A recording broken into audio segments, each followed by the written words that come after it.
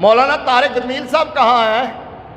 انہیں بھی ڈھونڈ کے لاؤ، نکالو کہیں سے، مولانا کہاں گئے؟ ان کا بیان کوئی سامنے نہیں آ رہا، یا انہیں خبر نہیں ہوئی اس بات کی؟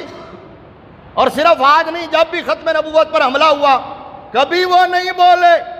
مجھے لگتا یہ ہے کہ ختم نبوت کا مسئلہ ان کے دائرہ تبلیغ میں آتا ہی نہیں ہے، یا پھر کچھ اور مسئلہ ہے۔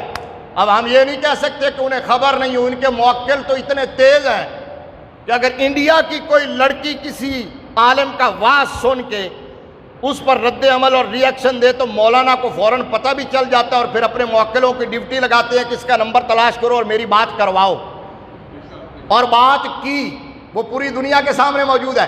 یہاں کہ آپ کی زبان کیوں گنگ ہو گئی؟ یہاں کیوں نہیں بول رہے؟ آپ کا وہ پسندیدہ وزیر اعظم، نیک سیرت وزیر اعظم، وہ نیک سیرت وزیر اعظم، وہ اسپیشل ہدایات کر رہا ہے کہ قادیانیوں کو سپیس دی جائے۔ مولانا چپ کا تالا توڑے اور بولیں، لیکن آپ سے شاید یہ توقع نہیں ہے۔ غلطی سے آپ کے منہ سے سچ نکل گیا تھا چند دن پہلے، سچ نکل گیا تھا اور اس پر بھی قائم نہیں رہ سکے۔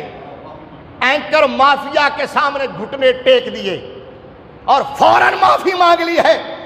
ڈٹ جاتے ہیں نا جو سچ بولا تھا، سچ بول کر معافی نہیں مانگا کرتے، سچ کی خاطر سولی کو چوما کرتے ہیں۔ ڈٹ جاتے ہیں، پتہ چلتا آپ کا تعلق بھی علماء حق کے قافلے کے ساتھ ہے، لیکن شاید ڈٹ جانا حق کے لیے آپ کے نصیب میں نہیں ہے، یہ اللہ نے خادم رضوی کے نصیب میں لکھا ہے، یہ شاہ احمد نورانی کے بخت میں لکھا ہے، یہ مولانا عبدالستار خان نیازی کو دیا ہے۔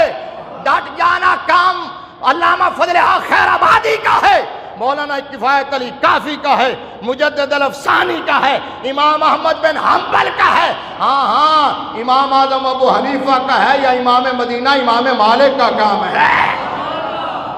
آئین جوان مردہ حق گوئیو بے باکی، اللہ کے شیروں کو آتی نہیں روباہی۔